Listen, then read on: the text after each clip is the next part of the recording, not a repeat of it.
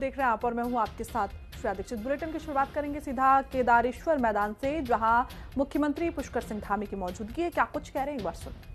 ऊर्जा देख रहा हूं, आप सबका उत्साह देख रहा हूं और इतनी बड़ी संख्या में मैं देख रहा हूं गड़िया जी, जितने पंडाल में लोग आए हैं उससे कहीं अधिक लोग पंडाल के आसपास भी हैं, कुछ छतों में भी हैं। और ये उपस्थिति इस बात का प्रमाण है कि हमारी सरकार जनता की अपेक्षाओं के अनुरूप ठीक दिशा में आगे बढ़ रही है। ये सभी आप सभी का ये स्नेह और आशीर्वाद है जो मुझे निरंतर प्रदेश की सेवा करने का, एक ऊर्जा प्रदान करने का काम आप सबके आशीर्वाद से हो रहा है। भाइयों बहनों, मुझे प्रसन्नता हो रही है कि आज हम बागेश्वर जनपद में शिक्षा, स्वास्थ्य, सड़क, सिंचाई, पेयजल, खेल, कला एवं संस्कृति से जुड़ी हुई 108 करोड़ रुपए से अधिक की लागत की 42 विकास परियोजनाओं का लोकार्पण एवं शिलान्यास आज हमने किया है। इसके साथ ही आज जहां एक क्षेत्र के विकास और स्थानीय अर्थव्यवस्था में महत्वपूर्ण योगदान देने वाले हमारे स्वयं सहायता समूह के 40,000 लाभार्थियों को 26.5 करोड़ रुपए की धनराशि भी वितरित की जा रही है। वहीं क्षेत्र में केंद्र और राज्य सरकार की विभिन्न योजनाओं में 36,000 लाभार्थियों को 70 करोड़ रुपए की धनराशि भी डीबीटी के माध्यम से सीधे उनके खातों में आज हस्तांतरित की जा रही है। मुझे पूरा विश्वास है ये सभी योजनाएं न केवल इस क्षेत्र के लिए बल्कि आधारभूत सुविधाओं को सशक्त बनाने में बहुत सहायक सिद्ध होंगी, बल्कि हमारे सभी नागरिकों के लिए बेहतर सुविधाएं उपलब्ध कराने के साथ साथ जो स्थानीय अर्थव्यवस्था है उस स्थानीय अर्थव्यवस्था को एक नई गति प्रदान करेंगे। भाइयों बहनों, आज नरेंद्र मोदी जी के, हमारे प्रधानमंत्री जी के नेतृत्व में देश के अंदर आज बहुत तेजी से अनेक ऐतिहासिक काम हो रहे हैं। गरीबों के लिए काम हो रहे हैं, जरूरतमंद व्यक्ति के लिए काम हो रहे हैं, हमारी माताओं बहनों के जीवन स्तर को ऊपर उठाने के लिए काम हो रहे हैं, नौजवानों को रोजगार और स्वरोजगार से जोड़ने के काम हो रहे हैं। और उन्हीं के मार्गदर्शन में हमारे राज्य में भी विकास और समृद्धि के नए कीर्तिमान स्थापित हो रहे हैं। अनेक नए काम शुरू कराए जा रहे हैं, जहां एक और शहरों से लेकर सुदूरवर्ती पर्वतीय क्षेत्रों पर अनेक विकास के काम किए जा रहे हैं। सड़कों के क्षेत्र में शिक्षा, स्वास्थ्य, पेयजल और इंफ्रास्ट्रक्चर को मजबूत किया जा रहा है।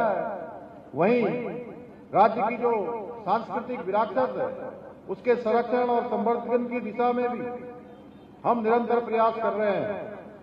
हमारी सरकार देवभूमि उत्तराखंड को विश्व की आध्यात्मिक राजधानी के रूप में स्थापित करने की दिशा में निरंतर कार्य कर रही है।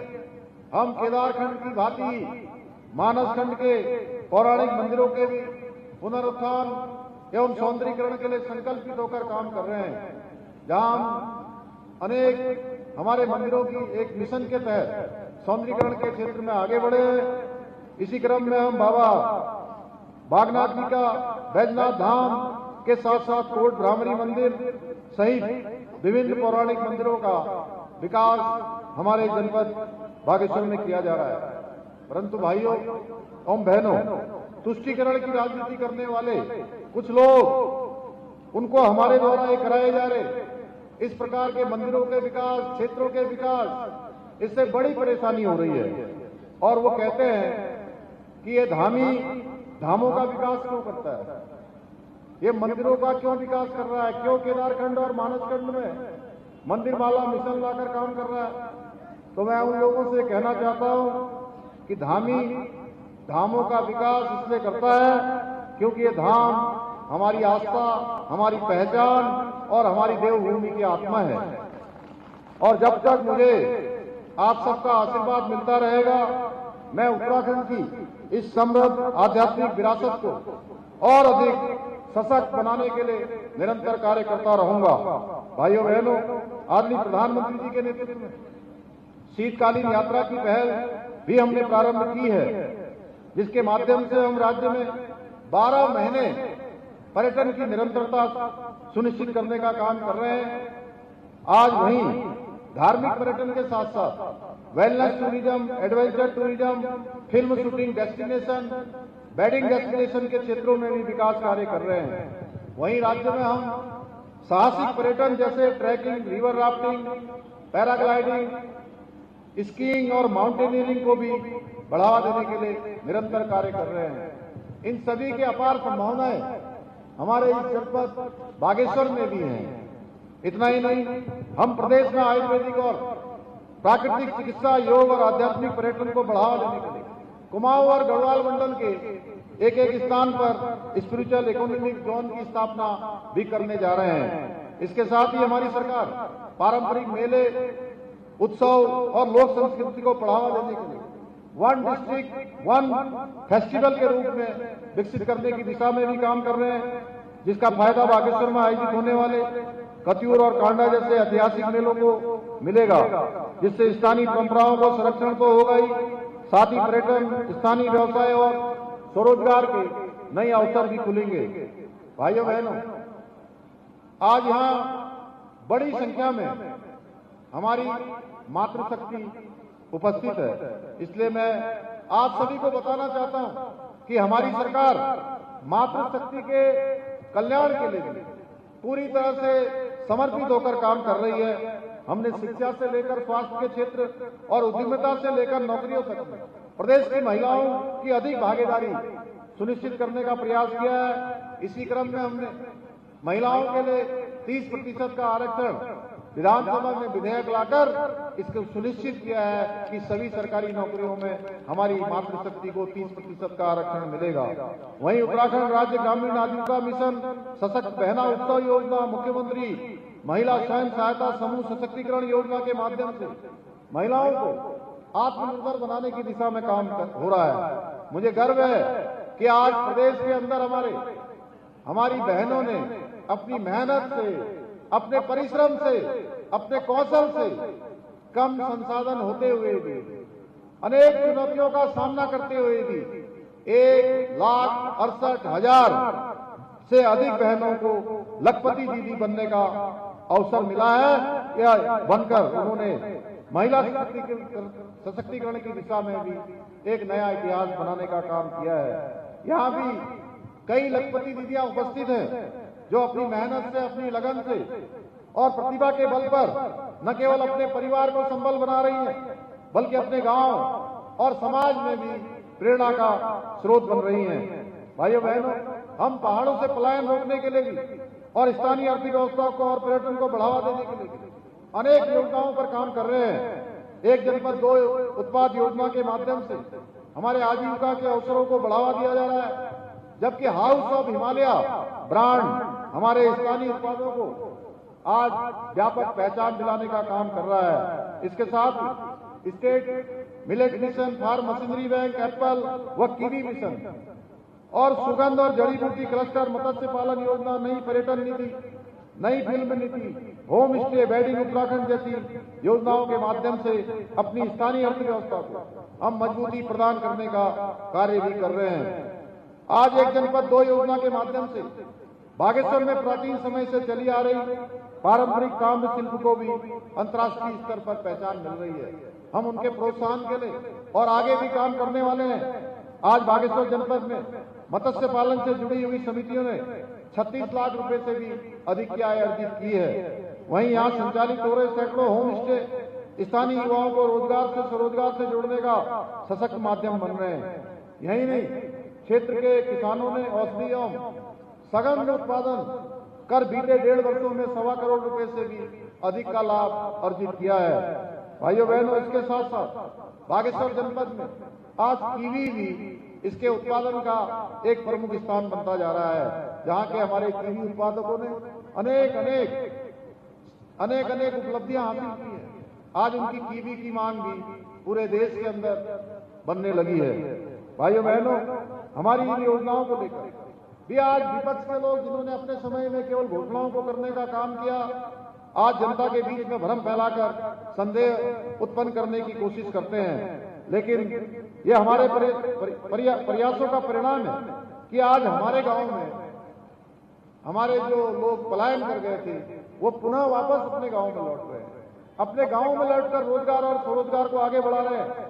हाल ही में जो रिपोर्ट आई है, पलायन रिपोर्ट, निवारण रिपोर्ट की, इस सर्वे रिपोर्ट से सिद्ध हुआ है कि लगभग 6000 लोग बीते एक साल में पुनः अनेक स्थानों से अपने गांव लौटकर आए हैं।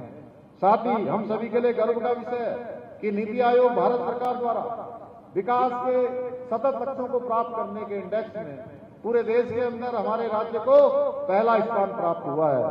इसके साथ ही बेरोजगारी दर में 4.4% की कमी लाकर हमने राष्ट्रीय औसत को पीछे छोड़ने का काम किया है। इतना ही नहीं, भारत सरकार के राज्य खनन तत्परता सूचकांक में भी उत्तराखंड को श्रेणी सी के देश में दूसरा स्थान मिला है। यही नहीं, जहां हमें किसानों की आय वृद्धि में देश भर में पहला स्थान प्राप्त हुआ है, वहीं मत्स्य विकास के क्षेत्र में उत्कृष्ट प्रदर्शन के लिए भी राष्ट्रीय पुरस्कार प्राप्त हुआ है। भाइयों बहनों, हमारी सरकार राज्य के और जनपद बागेश्वर के समग्र विकास को सुनिश्चित करने के लिए अनेक विकासपरक योजनाओं को लगातार आगे बढ़ा रही है। हम जनपद में स्वास्थ्य सेवाओं को सुदृढ़ करने के लिए 200 बेड का आधुनिक जिला अस्पताल बनाने के साथ 50 बेड की क्रिटिकल केयर यूनिट का निर्माण भी करा रहे हैं।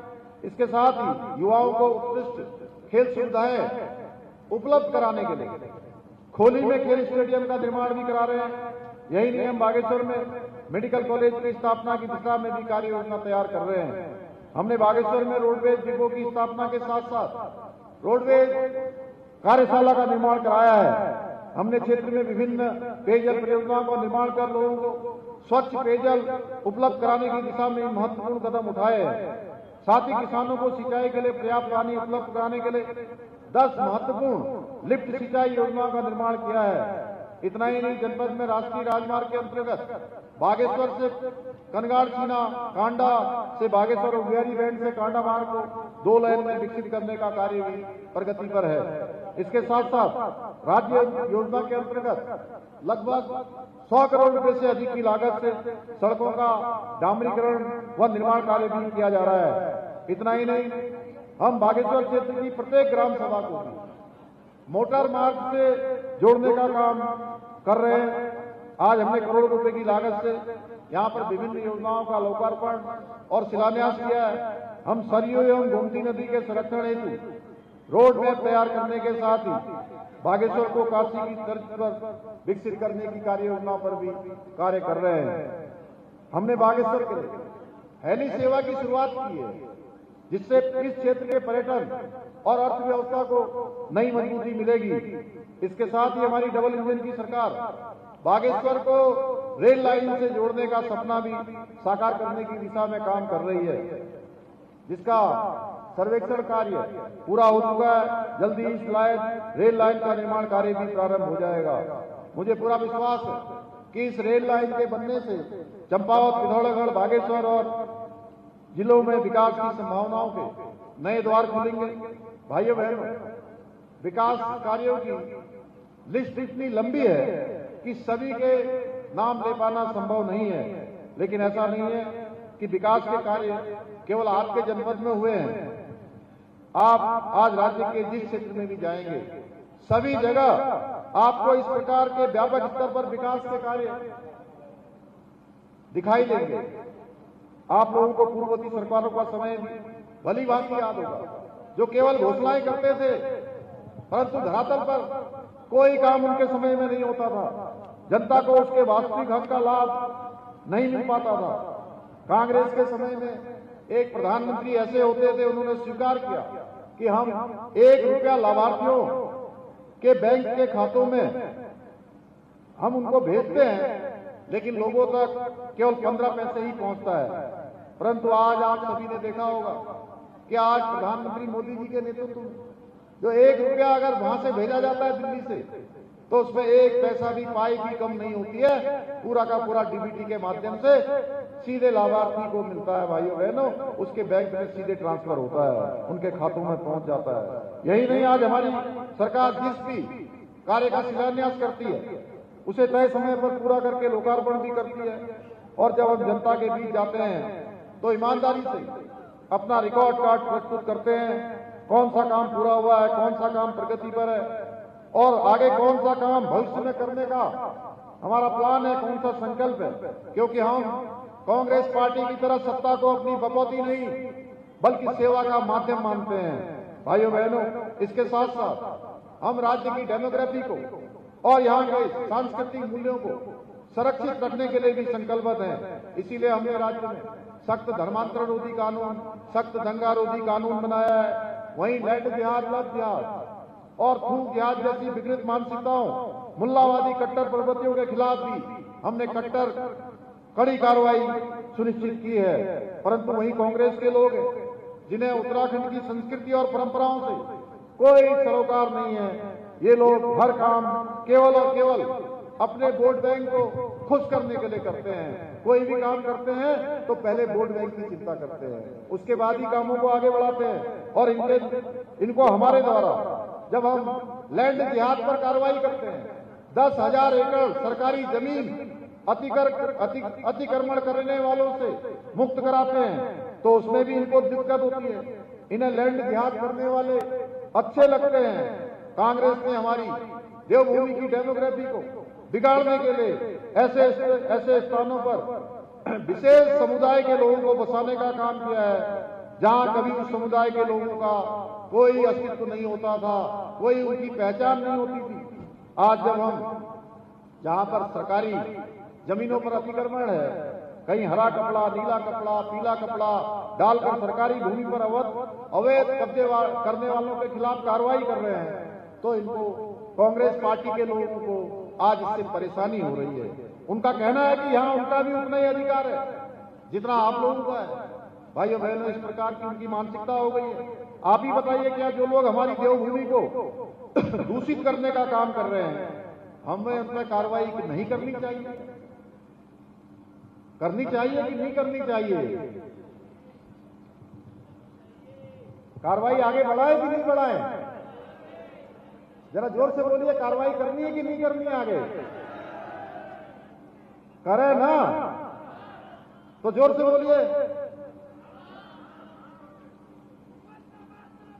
आज कांग्रेस की आंखों पर पड़ी वोट बैंक की पट्टी जो पड़ी है, उसके चक्कर में उनको लैंड जिहाद नजर नहीं आता है। मैं आपको आश्वस्त करना चाहता हूं कि मेरे रहते हुए देवभूमि की पवित्र भूमि पर किसी जिहादी के सपने को मैं पनपने नहीं दूंगा। हमारी आने वाली पीढ़ियों को हम एक सुरक्षित उत्तराखंड सौंपना चाहते हैं, सुरक्षित उत्तराखंड देना चाहते हैं। भाइयों बहनों, हमने प्रदेश में देश का सबसे पहले हमें उस राज्य का होने का गौरव प्राप्त हुआ है जहां रहने वाले लोगों के लिए, सभी के लिए एक समान कानून लागू कर दिया गया है। यूं तो पूरे देश में यूसीसी को लेकर राष्ट्रवादी लोगों ने हमारी सरकार का खूब सराहा, खूब प्रोत्साहन किया, लेकिन कांग्रेस को समान नागरिक संहिता से भी तकलीफ है। उन्हें लगता है कि एक समुदाय विशेष के अधिकार छीने जा रहे हैं। परंतु आप बताइए, क्या उत्तराखंड में महिलाओं के उत्पीड़न को बर्दाश्त कर सकते हैं या किसी को सिर्फ धर्म के आधार पर कानून के साथ खिलवाड़ करने की छूट दे सकते हैं? लेकिन कांग्रेस अपनी वोट बैंक की राजनीति के चक्कर में सच्चाई का सामना नहीं करना चाहती। भाइयों बहनें, हमने उत्तराखंड में पनप रही विभाजनकारी मानसिकता पर अंकुश लगाने के लिए राज्य के अंदर जो मदरसा बोर्ड था, जिसमें कबीलाई मानसिकता की शिक्षा दी जाती थी, उस मदरसा बोर्ड को भी भंग करने का निर्णय लिया है। विधानसभा में हमने विधेयक लाकर कानून बना दिया है।